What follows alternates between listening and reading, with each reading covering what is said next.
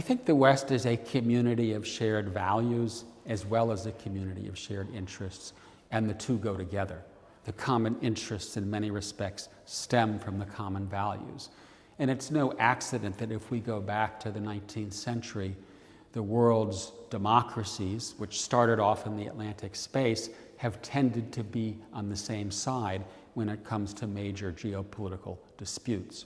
First World War I, then World War II, then the Cold War. And that's because they have come together to defend both a way of life as well as the physical and territorial security of the countries themselves.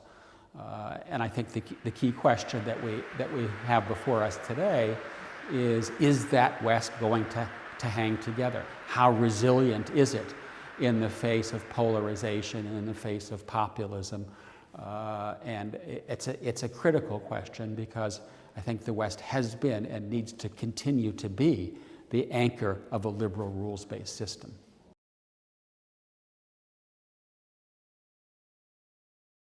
As far as whether there's a new Cold War developing between the illiberal world and the liberal world, I would kind of unpack this question in a somewhat different way and say that the first order priority for the Atlantic democracies is getting our own house in order. That the populism, the illiberalism, the polarization, the distrust in democratic institutions, this is the main threat that we face today. Because if we don't snap back from this slide towards illiberalism and polarization, then there's no way that we are going to deal effectively with external problems. Whether it's Russia, whether it's China, whether it's development in Africa, we need to have our own lights on if we're going to get our policies right to the external world. And so I think that the key debates to start with are the future of work, immigration, fighting economic inequality, promoting socioeconomic integration. In other words, getting the West's momentum and self-confidence back. Then we will hopefully be able to go out and deal with the outside world. And at this point, I don't think we're in a new Cold War in several respects. One is that we're in a globalized economy. During the Cold War, East and West were really separate economic spheres. And that says to me that even if we fragment on security, we will be drawn together on economic issues. And then the second issue is that there is I think, a tug of war between different principles, how to organize society, democracy, non-democracy. But unlike during the Cold War, I don't think that the Chinese, for example, are universalizers. They don't want to go out and turn Americans and Europeans into Confucians. They want respect. They would like greater sway in their zone in East Asia. So I think we're moving into a world in which there won't be the same kind of ideological clash that there was in the Cold War, but in which there will be more diversity, more pluralism. Not a world dominated by the West, but not a world dominated by anyone else either.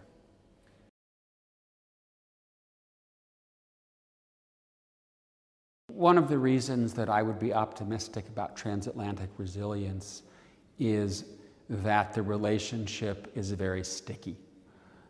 And if you go back to the administration of George W. Bush, things looked pretty rocky during the Iraq War.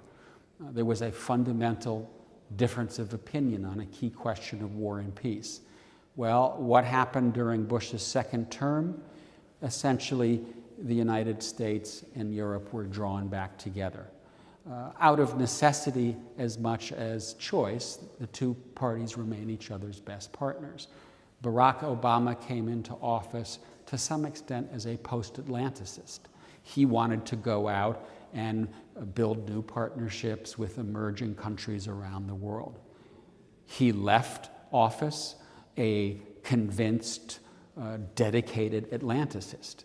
And I think that's in part because he realized that when the United States needs help in the world, the best place to look is Europe.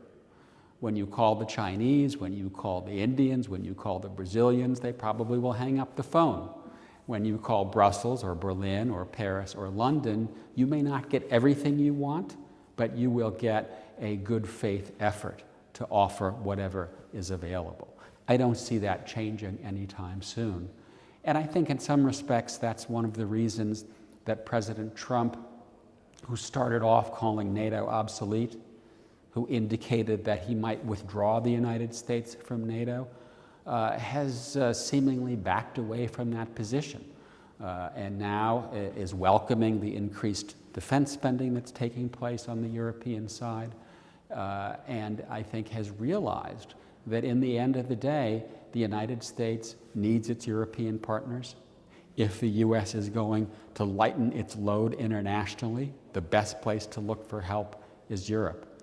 So in the end of the day, I remain optimistic that this Atlantic relationship is going to remain strong, mainly because the two sides of the Atlantic continue to realize that they are each other's best partners.